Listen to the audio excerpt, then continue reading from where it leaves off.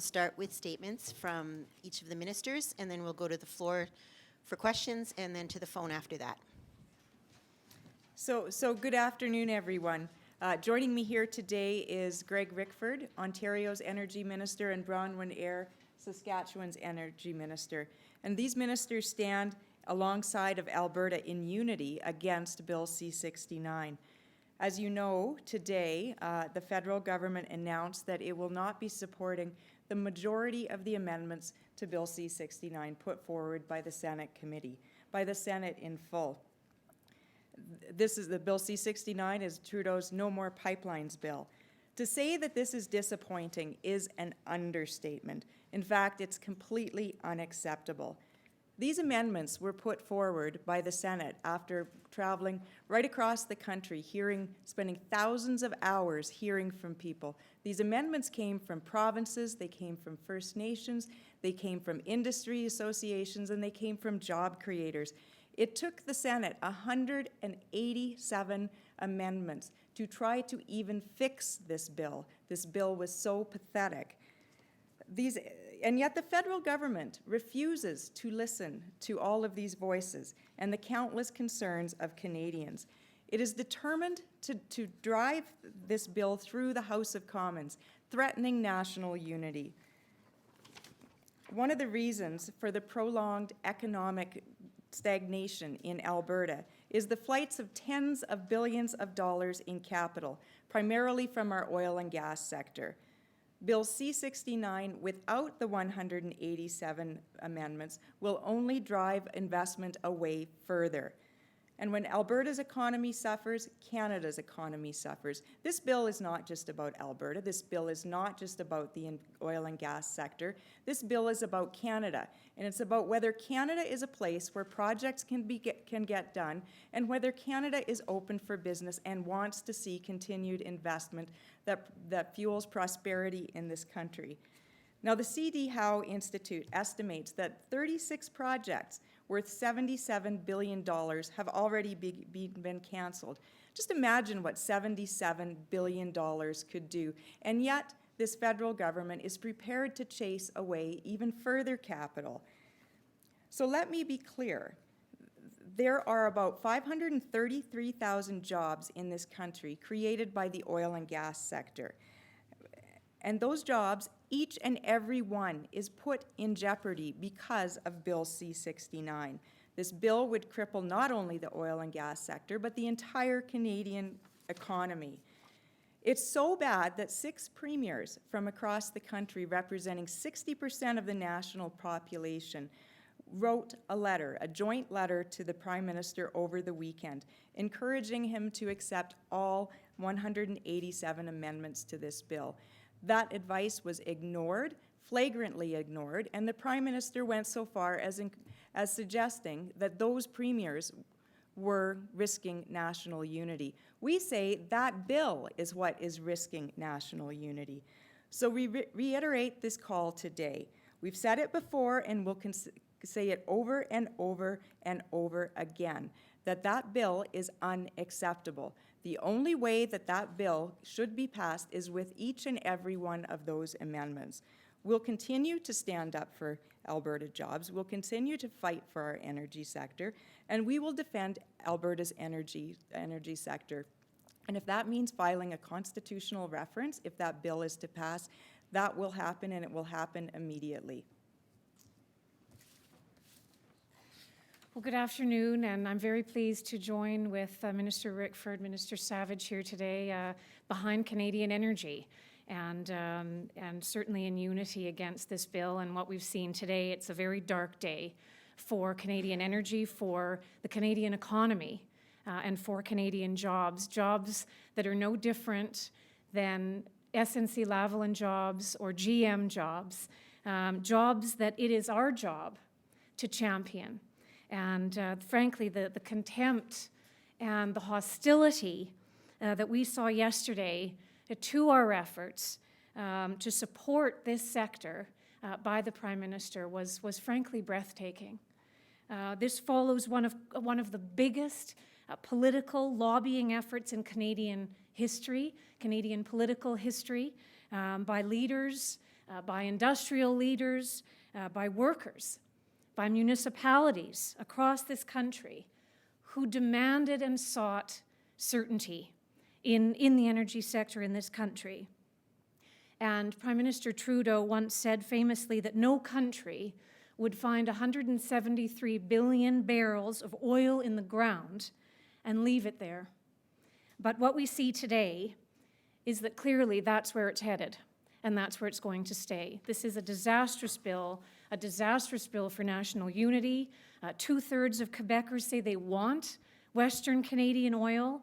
MP Gérard Deltel told the Canada Action Rally, 4,000 who were gathered there yesterday, and spoke very eloquently about the fact that this is a silent majority, and it can no longer stay silent.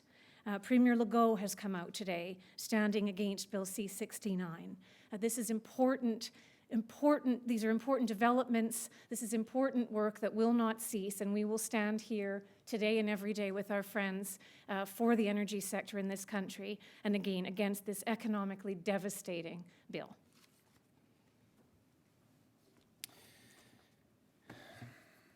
Good afternoon.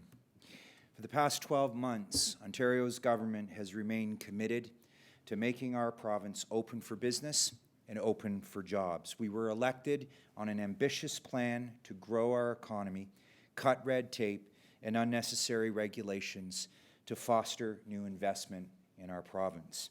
The development of Ontario's vast and rich supply of natural resources is critical to our and to Canada's economic growth. Unfortunately, the federal government has put our ambitions at risk by causing uncertainty and unpredictability in various policy choices that they have made. There is no better example than Bill C-69. This is abundantly clear in the misguided, job-killing piece of legislation that fails in its claim to balance environmental protection and Canada's economic competitiveness. It represents a significant intrusion by the federal government in Ontario's ability for self-determination in the development of our resources, energy, and major infrastructure projects. The Senate of Canada welcomed testimony from across Canada in an effort to correct systemic flaws within this bill. We acknowledge that the Senate took a number of the concerns posed by provinces and territories, communities, and industry leaders into account when they offered over 180 separate amendments that would have improved this deeply flawed legislation. However, in our view, the fact that it required a historic number of amendments clearly indicates the deeply flawed nature of this bill from its outset. It's unfortunate that Canada's Minister of Environment decided to reject the vast majority of amendments, which could have resulted in a balanced bill that could actually advance Canada's interests. Instead, what remains is the very same flawed bill that threatens to hurt and stall future resource development in the regions that need it most and across this country. Listen to what Dennis Darby, the President and CEO of Canada's Manufacturer and Exporters, had to say today. Bill C-69 reverts to vague guidelines, longer timelines, and the politicization of the regulatory review process. This is simply unacceptable for manufacturers across Canada, unquote. This legislation also threatens Ontario's nuclear sector, our primary source of electricity. The Canadian Nuclear Association stated today the following, quote, "We remain concerned with the length of time that we anticipate would likely be required to gain approval through the proposed impact assessment process." Further, the CNA would also like to reiterate their belief that due to its mandate, expertise, experience, and performance, the Canadian Nuclear Safety Commission remains the best placed regulator to oversee all aspects of nuclear projects. This, ladies and gentlemen, is significant for the province of Ontario. It's not sufficient enough to just borrow one of the members from the CNSC on an impact assessment for nuclear projects in the province of Ontario. We are the standard bearer and the benchmark for nuclear safety around the world. Our mining industry accounts for nearly $10 billion worth of minerals in 2017, creates more than 26,000 direct and 50,000 indirect jobs in Ontario, and it's the second largest private sector employer of Indigenous people in Canada. Bill C-69 will act as a deterrent to investment, introducing great uncertainty and untimely delays to the mining cycle and jeopardizing invaluable opportunities for years to come in the province of Ontario. Make no mistake about it, this bill creates significant unpredictability around Canada's resource development. It creates less efficient and unworkable framework around project approval and regulatory review. And it acts to stifle competitiveness in a critical Canadian sector. The Government of Ontario recognizes the importance of safeguarding the environment, but we know we can achieve this in a way that supports Ontario's competitiveness, that supports Saskatchewan and Alberta's competitiveness, and ultimately this great country of Canada's competitiveness. But we will not sacrifice the important priorities of job creation and economic growth across Ontario, particularly in the north and for our Indigenous communities. The federal government owes it to the diverse mix of voices who have expressed serious concerns over this bill to stop, to listen, and to reassess their failing approach to environmental protection through Bill C-69. So our message is clear to Ottawa. If you care about Canadian jobs, if you care about the Canadian economy, if you care about the thousands of hardworking families who depend on minerals, oil, gas, and pipeline-related work to put food on the table, clothes on their backs, and a roof over their heads, it's imperative that you kill Bill C-69. Time has run out on this ideologically inspired legislation that fails industry, fails communities, and fails hardworking families who will shoulder the burden of lost opportunity and squandered economic prosperity. We'll be happy to take your questions.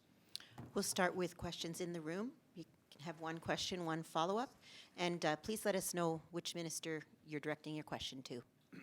To the Alberta Energy Minister, which of the amendments that were rejected are of the most concern? And what is the general theme of the ones that were rejected? What's that going to do specifically to hurt the industry?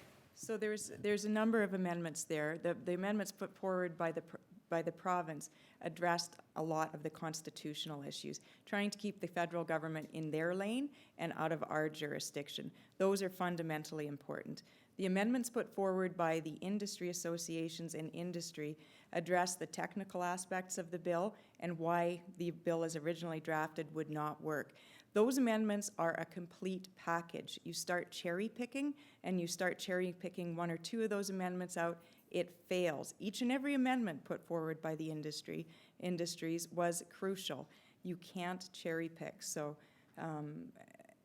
for them to just pick a handful of amendments and try to shove it through, that bill looks substantially like what, going back to the Senate, looks substantially like it looked going into the Senate in the first place. And that was a bill that was, you know, I cannot believe that a prime minister would be prepared to push forward a bill that strikes at the heart of Canadian unity and at the same time the economy of Canada. That's just unprecedented. That bill just needs to die. Is there a follow-up? Are there any of the amendments that they did pass, the 69, I guess it was, that they did pass, some of which were amended themselves, any of those meet with your approval? Oh yeah, the ones that they do recommend that came from industry, there's very few, but the ones that they did recommend certainly meet with our approval. But as I said, you can't cherry pick. There's some improvements around timelines and that sort of thing, but it was a complete package put forward by industry. Other questions? Go ahead. Can you just explain a little bit more about if this bill does end up passing into law in its current form, what the next steps are for the Alberta government? The next steps are to file an immediate constitutional challenge. we're looking into that right now. Of course, we can't do that until it passes into law. But this bill clearly intrudes into provincial jurisdiction. You've heard the other two ministers say the same. You've heard it said right across the country. It's a giant leap into provincial jurisdiction. And for Alberta, in 1982, it was a term of signing, it was a condition of signing the repatriation of the Constitution to have Section 92A a part of that Constitution. And that's the provision that reserves exclusive jurisdiction for our natural resources to the province. And that's the primary area where this bill intrudes. So our steps is filing a constitutional reference. For the other energy ministers, are your provinces also on board with these steps? Will you be backing Alberta if this happens? Well, certainly we're going to support Alberta. Ontario believes that a good part of its prosperity, particularly as it comes to a dynamic energy supply, includes Alberta. So the stakes are very high. We have some different concerns in some respects with Bill C-69, but we share Alberta's concerns, and we're certainly in a position to support any steps that they might take. But I said in my closing remarks that time has run out on this. This bill, I served in the House of Commons for 7 years as Canada's former Minister of Natural Resources. Frankly, friends, I have never seen the Senate seized of such a magnitude of responsibility on a piece of legislation. To have premiers and energy ministers from Canada's largest provinces come to a Senate committee to speak out against Bill C-69 in its original form is unprecedented. The fact that they would in turn spend the summer making this law and put it to Canadians just days, perhaps weeks before a federal election, we think is irresponsible. So we'll stand with Alberta on each and every step, and we have our own concerns about this legislation, and we'll move forward together. The federal minister stood alone today.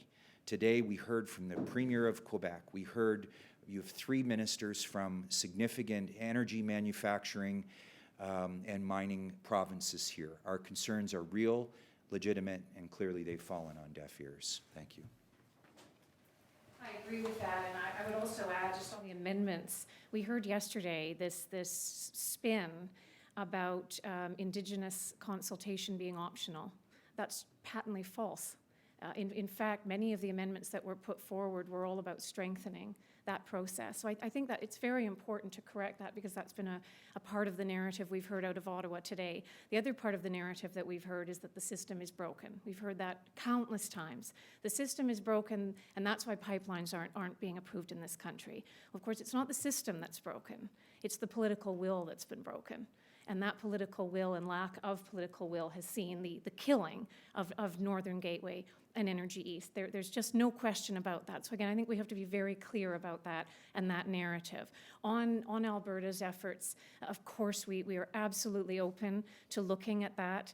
It is a constitutional issue, it's a jurisdictional overreach issue, and it's a massive one. And so we have very grave concerns and are absolutely on board in terms of challenging it's a constitutional issue around energy and provincial jurisdiction. We'll now go to the phone lines. Operator, are there any questions on the line? First question is from James Keller of the Globe and Mail. James, the line is open. Hi, that's for follow up what Mr. Rickford said. So just to be perfectly clear, will Ontario either join Alberta's constitutional challenge or launch its own constitutional challenge? And the same question for your colleague from Saskatchewan.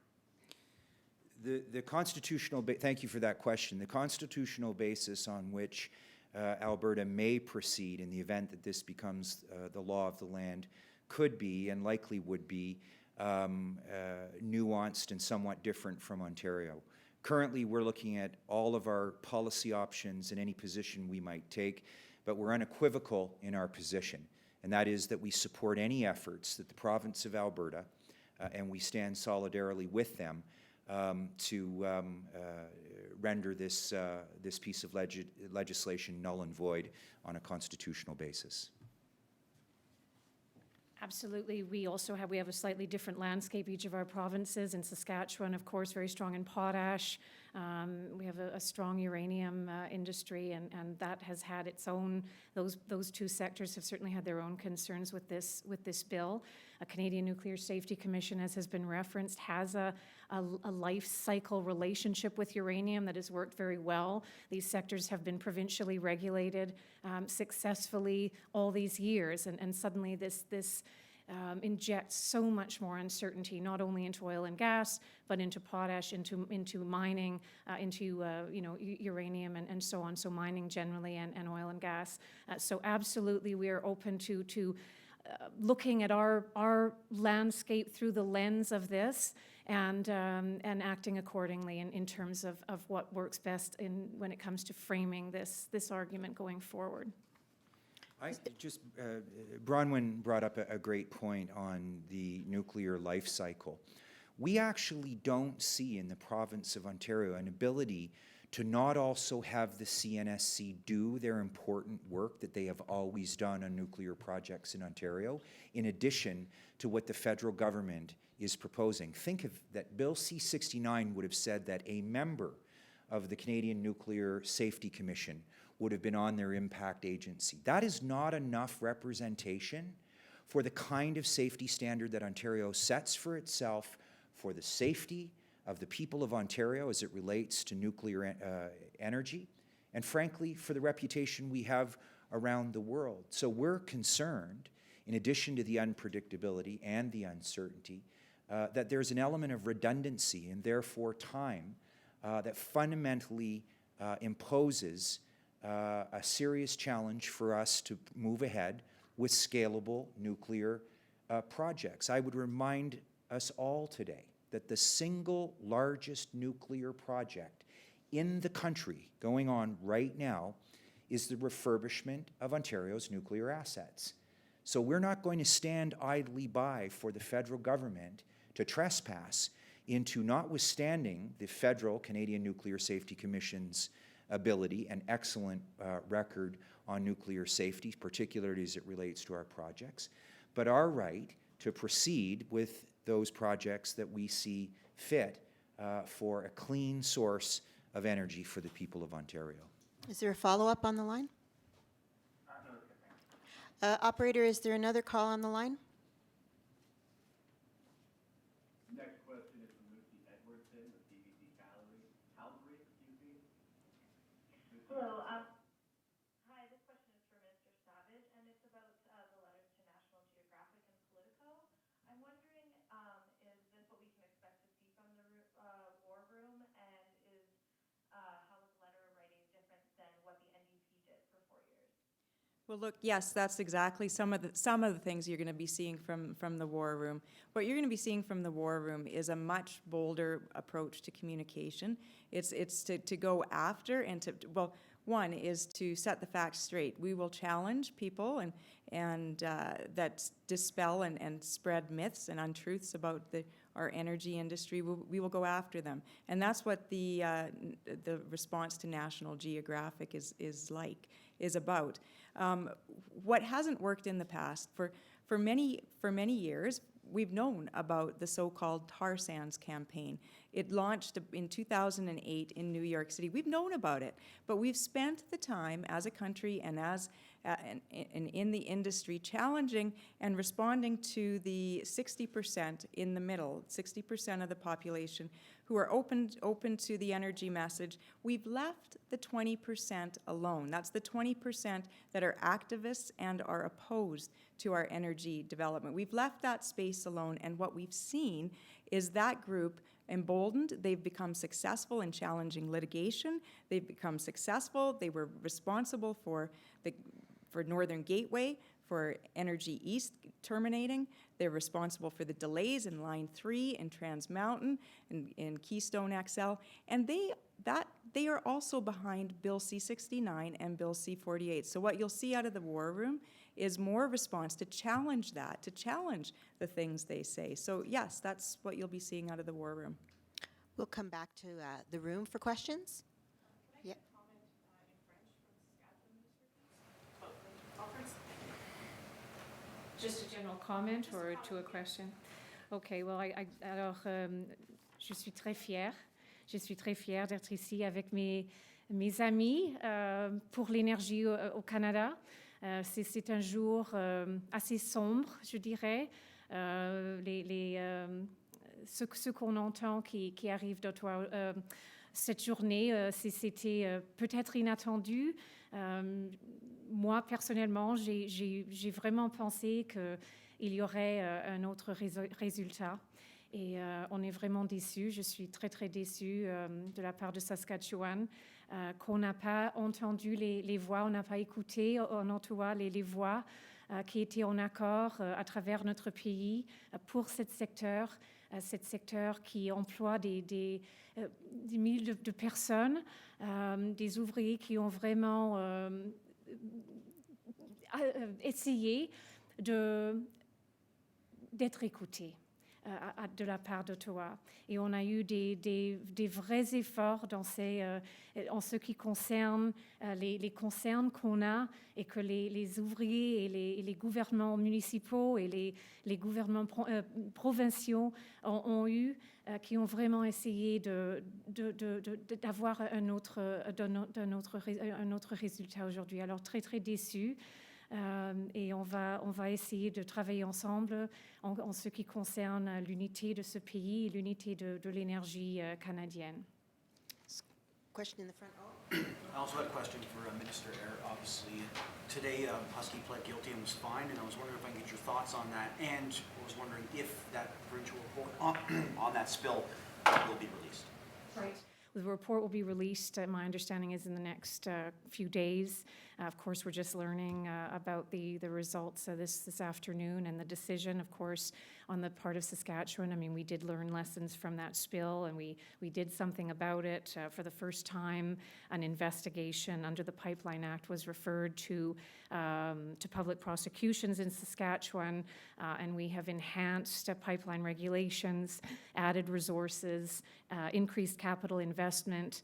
We have, clearer inspection, clearer audit powers, updated penalty provisions, more technical directives, all of which have been approved by the provincial auditor most recently last week. That our efforts have, as I say, met her approval. Again, we do 24/7 field inspections in the province. We did 21,000 inspections last year. It was, again, as I say, a serious spill, but also taken very seriously by the province. And I think the result today was one that was not unexpected and welcome in that regard. Thanks, everyone. That's all the time we have for questions today.